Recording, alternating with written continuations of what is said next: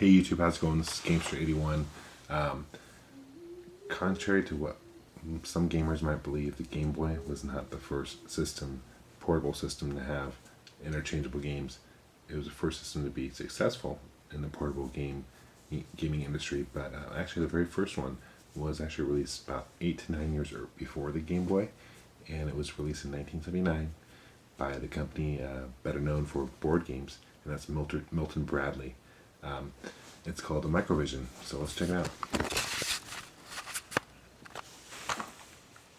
Here it is, and as you can see, the system is huge.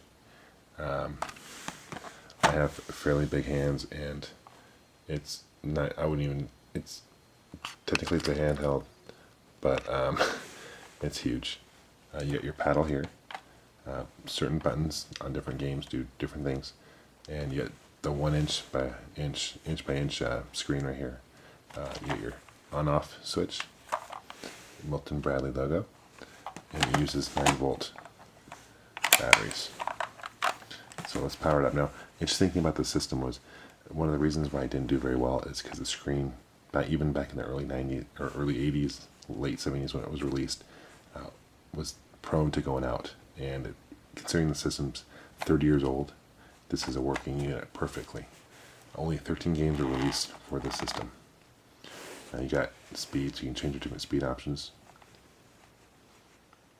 Let's do 9. You got your speed, different options here. So let's click go.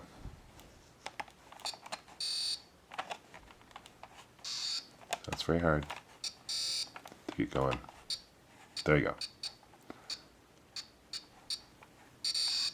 So it's like Breakout, this particular game. And you're wondering, how do you change the games out? Let's turn it off. Here's interesting. You want to squeeze the side, and you pull out. And this thing's kind of classic. Again, my guess is this is where the memory of all the game information is. Actually, there it is. Yeah, it slides down. There it is. And this is the unit itself, so it's kind of ugly by itself. But I do have 2 games. I have another game, and I'm a big Star Trek fan, so I'm like, hey, Star Trek, cool, let's pick it up. Phaser Strike. Must be like the movie. Well, you'll see in a minute. Let's power this bad boy up. Again, you have different options, and the object of this is to move. You're going to have to hit the moving targets.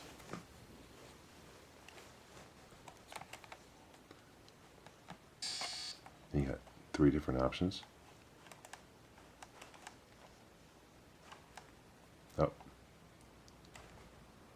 Here's the stupid thing about this game. You just go stay in the middle, and you can pretty much hit any object. So the replay value of this game is absolutely horrible. And I'm not even sure why they released it or why they call it Star Trek. My guess is they just bought the name and thinking it was going to sell, and hoping to sucker people into buying it. But it's kind of a cool system. Very unique for its time. Way ahead of it. I guess you got to consider back in the late 70s, they had Game & Watch by Nintendo was just coming out. They had the old Mattel red light games, and then they had LCD games as well. So this is kind of revolutionary in the sense that you can change games, and it's a pretty cool keepsake. So hope you guys enjoy, and take care.